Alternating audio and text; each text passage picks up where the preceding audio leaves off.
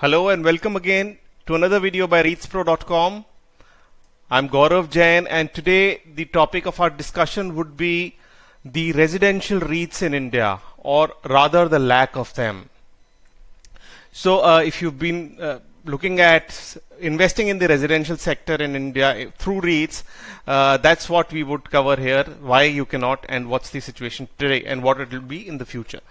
So before I go on further, I would like to tell you that there is a webinar that's being organized. You can see in the link in the description for the webinar, and you can join us for knowing more about the taxation aspects of REITs.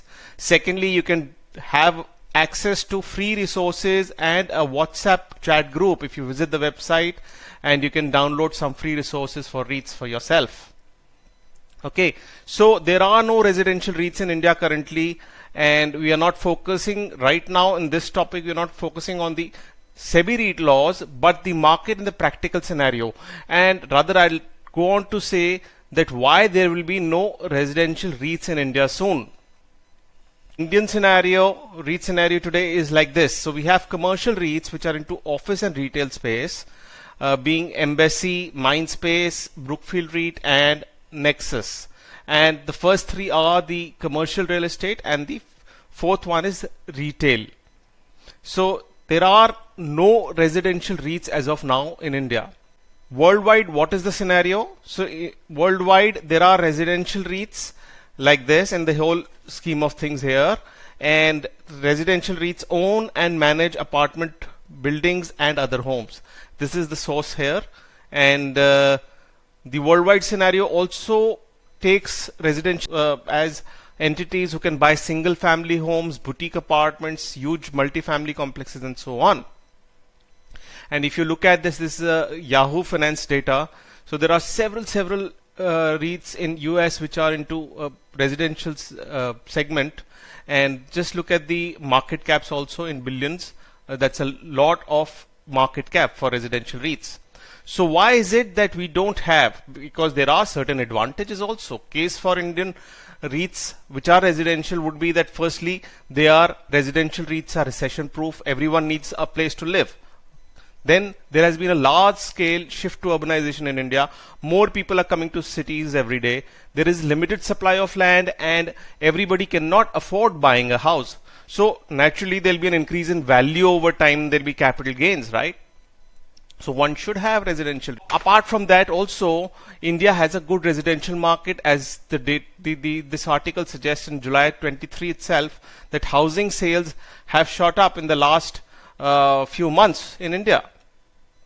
So there are three aspects I'd like to highlight here when I talk about the fact that we have no home REITs or residential REITs in India. These three factors are the returns that the residential segment in India would generate, the legal aspects, and then the third, which I'll just touch on, is the emotional aspect of REITs. So let us first take up the returns, or the recurring returns from REITs, and the percentage returns that they generate. So if you look at the first requirement is from SEBI, which the SEBI REIT regulations state that REITs are not to invest less than 80% of assets in completed and rent generating property. So that the first requirement is that they have to necessarily invest in only those properties which generate rent. Now what does that mean? That if we have residential REITs in India, they would start generating yields something like this. So this is a chart which you can see, and the kind of rental yields are being shown here. So if you all know that residential REITs are also in the range of around 2.5–3% today in India, as most people state. Now compare this to, say, the American markets. Here the demographics and land use is very different, causing very large variation. So this is as per this data. So single family homes, if you see here, that the percentage returns is around 8.5%. So this is one big difference between Indian markets and markets abroad.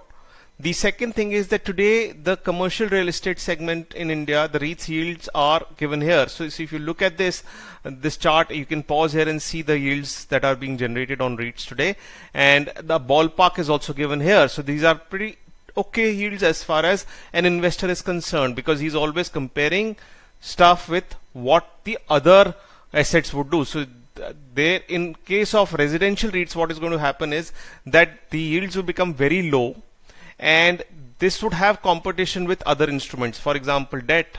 So how would that be justified? How would a residential REIT be justified if you say, if you are able to put your money in debt at about 7% or 8% and you get about 3% yield in residential? That would not do.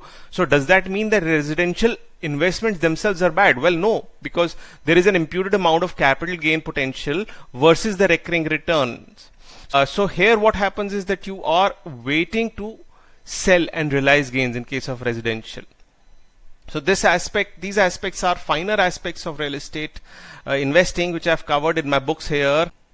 The nuances of real estate are covered in a book called Real Estate Investment and Financial Analysis, which is available if you visit the website, as well as there is a REITs in India primer. Again, you could visit the website and see the links for buying these books if you wish to.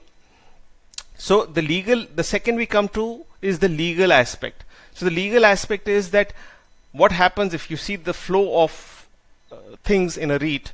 A residential REIT would buy apartment complexes and then they would rent out to individuals. The REIT would collect rents and pass it on to the owners, and if there were capital gains to be made, later the REIT would sell it at a profit. Now this is where this part is in the whole cycle is where things would get complicated. REIT rents it out to individuals in case of a apartment complex or residential REIT. Now currently, if you see, the REITs are leasing out their areas to MNCs, companies and brands. Here the REITs would need to deal with individuals, and that's a little bit of an issue. Why? Because tenant eviction in case of non-payment of rent would be a issue. Then laws vary from state to state, and it complicates issues. Tenancy and related laws may differ from state to state.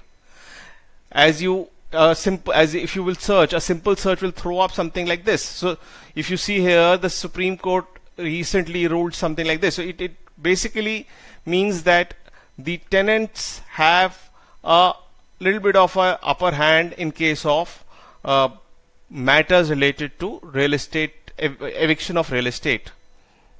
And then there are something like 5 crore pending cases in the court. So you know the status of the courts too.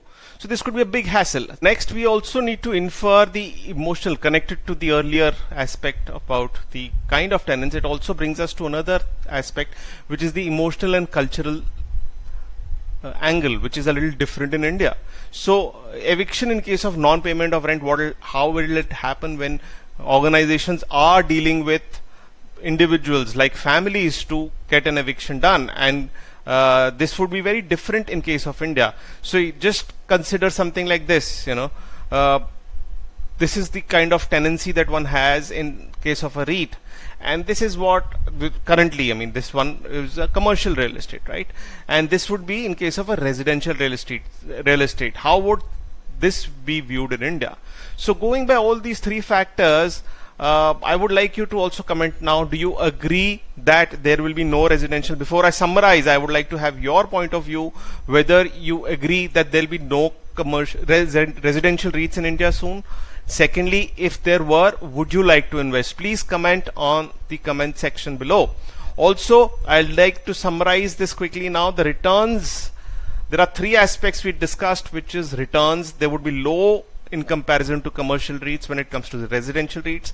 Secondly, we'll always be competing with other instruments, and this could defeat the purpose of the instrument itself.